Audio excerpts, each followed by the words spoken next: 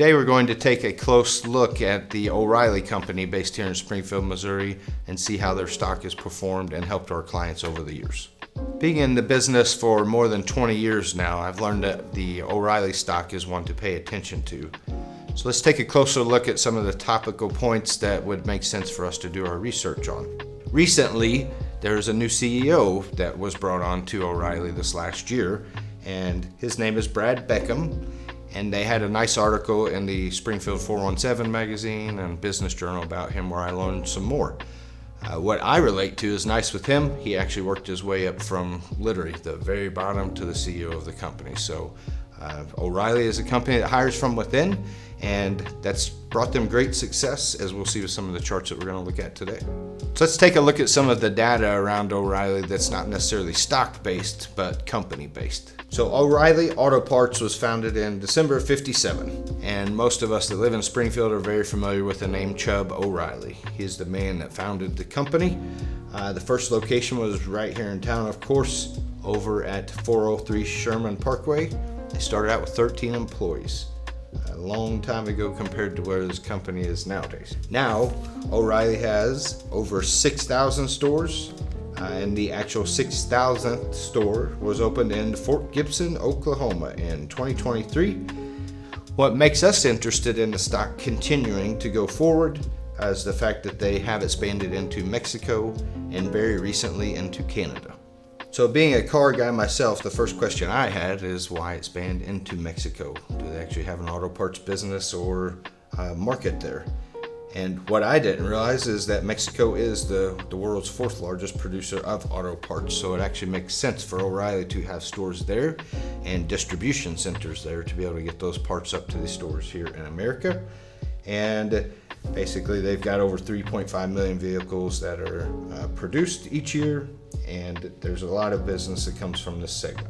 Currently, O'Reilly has 63 stores in Mexico, and they have about 19,000 total auto parts stores in Mexico.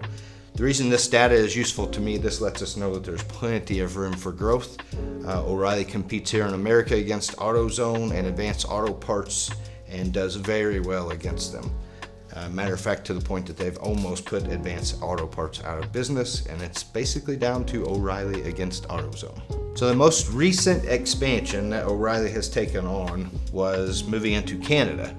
And the way that they did that, they went in and bought a family-owned business. It was called Vast Auto. And the reason that O'Reilly chose to do this, it mirrors the current company structure, right? Remember back to the day that Chubb O'Reilly started this business. His family's worked there. Family still owns it. Vast Auto in Canada is exactly like O'Reilly. They didn't want to sell out or merge with anybody until they met the O'Reillys, and now they said, you know what, this is a great merge for us, so they're doing that. So O'Reilly went in and they took over their brand. They started with 23 stores. They just slapped on O'Reilly signs and rebranded it there, and they're going to start looking to expand. Going back to the ability for expansion, Canada currently has 4,216 auto parts stores.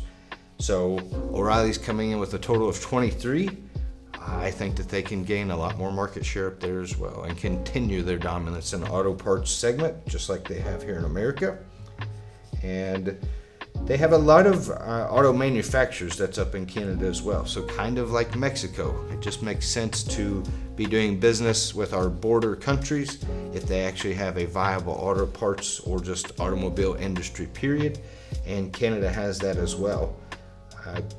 Looking at some of the stats up there, there's 5 auto manufacturers with 1.4 million vehicles actually produced in Canada, and 371,000 people are employed by dealerships and aftermarket suppliers. So O'Reilly's is going into another good market in Canada.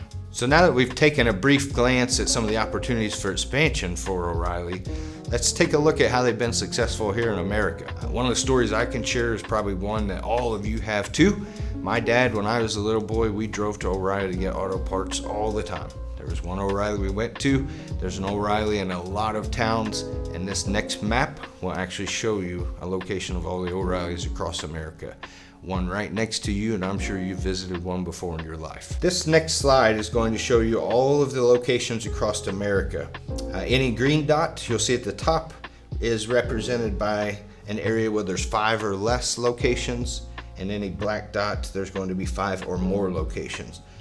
What we're interested in is kind of some of those statistics, thinking back to the ability for continued growth on O'Reilly.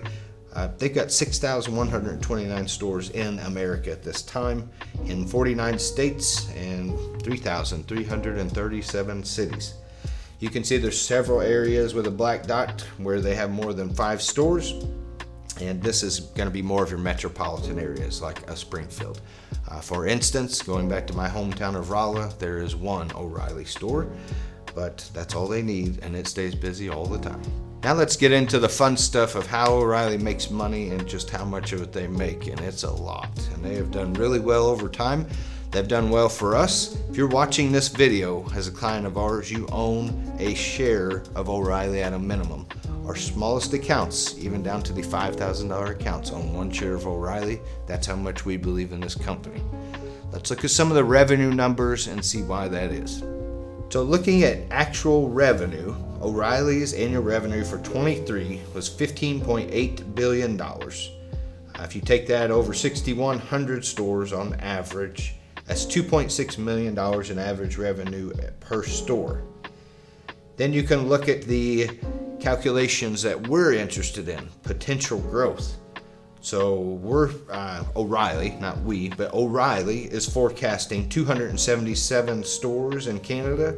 And if you times that by the 2.6 million per store, that's $720 million of revenue from Canada.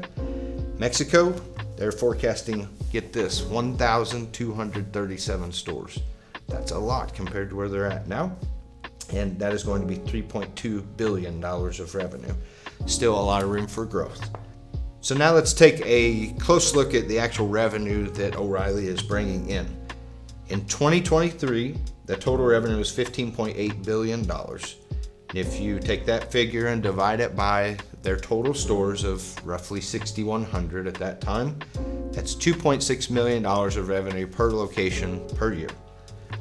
What we're really interested in is looking forward. We'll talk about some of the past, but looking forward, why does O'Reilly remain a compelling investment? If you give each potential store this average revenue of $2.6 million per store, O'Reilly is forecasting that there would be 277 stores in Canada, which would equate to $720 million of annual revenue. And Mexico, get this, would have 1,237 stores, which would equate to $3.2 billion of revenue. If you'll notice on the left, we'll flash this graphic again so that you'll see there's a mere 23 stores in Canada now. So they look to more than 10 times their growth. And there are 63 stores in Mexico, which puts them at, I'm not even certain of the math, but that's a lot of growth potential between 63 stores and 1,237. So the future is bright for O'Reilly. The past has been very bright. And I'd like to take a look at that now so that you'll see some of the real figures of how we have profited from being O'Reilly shareholders. The saying is that a picture is worth 1,000 words. So let's take a look at O'Reilly's revenue growth over the last 20 years in graphical form just to see how well they've been doing. In this graphic, you'll see in 2004, O'Reilly earned $1.72 billion of revenue. Now, in 2023, they are earning $15.81 billion of annual revenue. And this graph is what we like to see as stockholders. We call it up and to the right or heading northeast. So our last topic in this series is let's talk about O'Reilly's actual stock performance and how it's done over time. In April of 1993, O'Reilly's initial public offering, or IPO, became available for us to purchase as investors. The price that it came out with initially was $17.50 per share. So consider this, if you had purchased 100 shares during the initial public offering, or IPO, and held them and sold them, let's say March of 2024, your initial investment of $1,750 would have turned into $117,000, which is an ROI of almost 6,600%.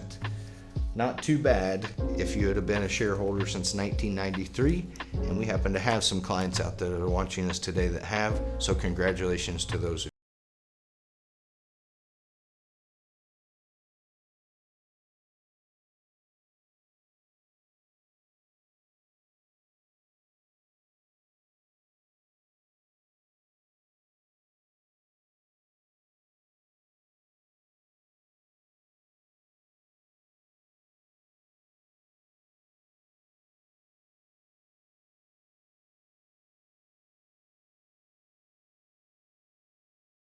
Compared to the market, and I was pleasantly surprised.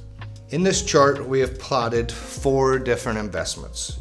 O'Reilly itself is the purple line, which you'll notice is the highest line on this chart, which means they've outperformed all the other stocks. The NASDAQ, which holds all of the tech stocks that we are currently hearing everything about, the AI boom, Tesla, Nvidia, whatever it might be, those are all included in the orange line, which is the NASDAQ. The blue line is the S&P 500, which is commonly referred to as, quote, the market. And the green line is the Dow Jones Industrial Average. When you plot these all on one chart, side by side, and compare the performance over the last 10 years, you will see that O'Reilly's has outperformed the NASDAQ by over 250% over the last 10 years. They've more than tripled the S&P 500 and quadrupled plus the Dow Jones Industrial Average. O'Reilly is and will remain one of our favorite positions to own for clients for the rest of the foreseeable future. Anytime there's a dip in this stock, we're going to be adding it to your portfolios. And if you're a newer client, we're always looking for the opportunity to get it in your account, because if you're an account holder of ours, we want you to own O'Reilly.